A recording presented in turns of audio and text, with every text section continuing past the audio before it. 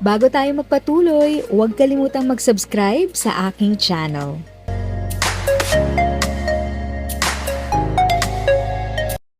Thank you sa pag-click ng aking video. Good day po sa lahat ng mga nanonood. Sa mga bagong viewers at napadaan lang, by the way, I'm Tita Eda. Welcome to my channel.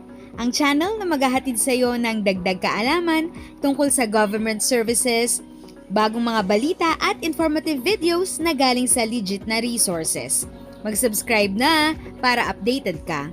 Hello po sa lahat. May super heartwarming na balita tayo today galing mismo sa Pasay City at siguradong mapapangiti kayo dito.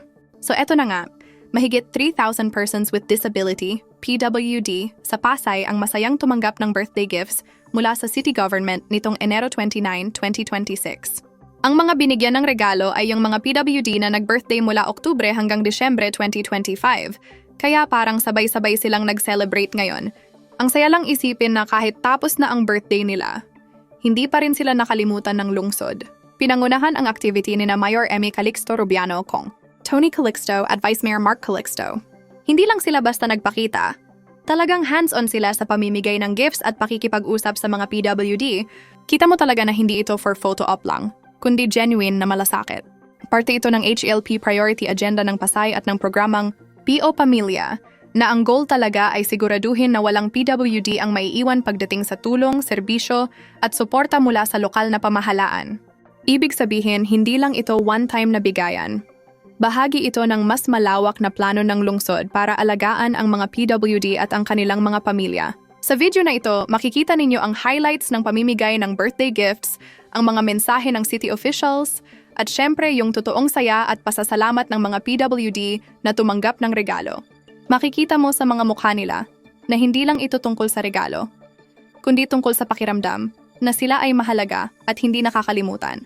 Kaya kung ikaw ay PWD sa Pasay o may kakilala kang PWD, super importante na updated ang kanilang registration sa City Hall para makasama sila sa mga ganitong programa, tulong at future benefits.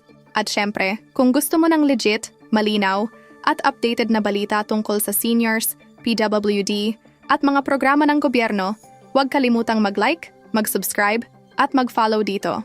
Lagi tayong nandito para ipaliwanag ang balita ng simple totoo at may malasakit. If sa tingin mo, natulungan ka ng video ko na ito, nakasave ka sa oras mo, you can click yung thanks button at any amount ay malaking help sa pag-grow ng channel ko. Yun lang po muna ang aking update. Sana ay nakatulong na dagdag kaalaman ang aking shinare today. Ang goal ng aking channel ay mag-create ng awareness. Kung ganitong mga topic ang gusto mo, panoorin mo ang mga videos ko na ito.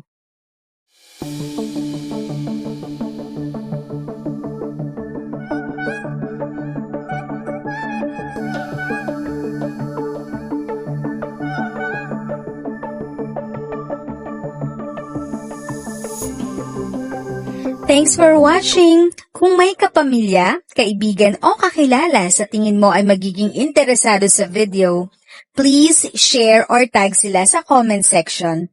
At syempre, if nagustuhan mo ang video, i-like mo na ito at subscribe ka na din.